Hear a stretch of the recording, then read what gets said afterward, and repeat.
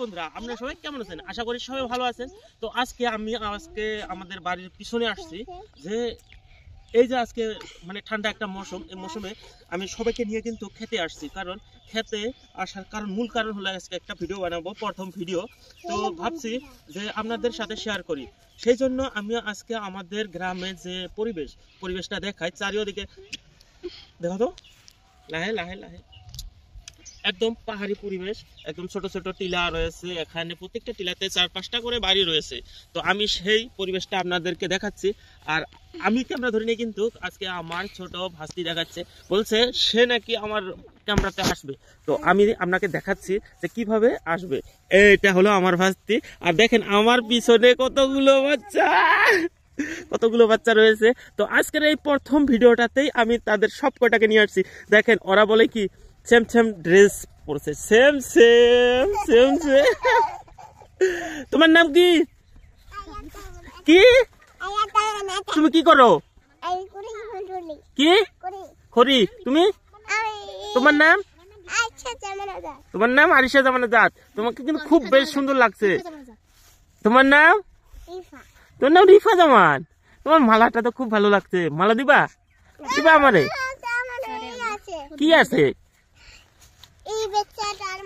এটা? কি এটা কে? Rouhani Rouhani Rouhani. তুমি কোন ক্লাসে পড়ো? আমি ক্লাস 3 তে পড়ি। তুমি 3 তে পড়ো? কোথায় পড়ো? চাপর জ্ঞানদীপ একাডেমি। SMS medium? হ্যাঁ, না English medium. English medium, wow. তোমার বয়স কত? 8 বছর। 8 বছর।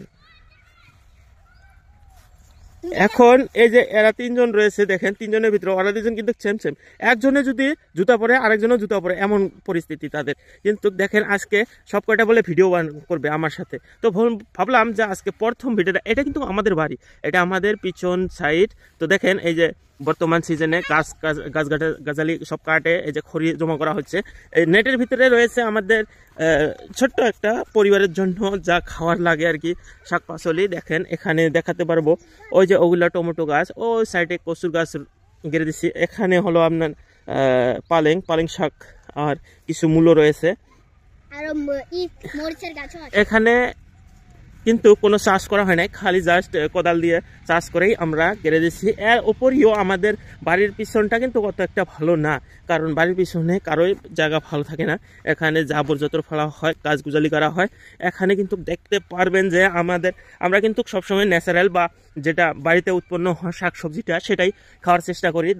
দেখেন এখানে কিন্তু আমাদের বহুত কয়টা লাউ ফলছে। লাউগুলা কিন্তু একদম ন্যাচারাল, গরুর গোবরের সারে উৎপন্ন হওয়া লাউ। দেখতে পাচ্ছেন খুব একটা ভালো মাপের লাউগুলো হয়ে আসছে।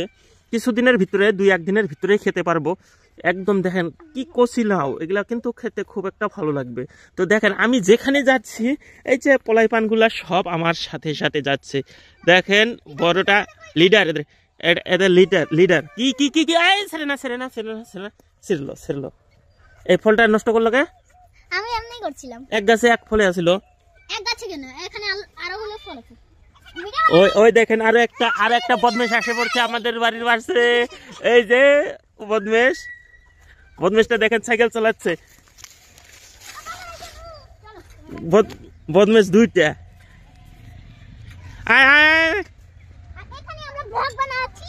কি বলেছ? ব্লগ? আমাদের ব্লগ কে দেখবে? কে দেখবে? সত্যি? রুহানি কিছু বলে দাও। কিছু বলে দাও। চলো বাড়িতে যাবো চলো।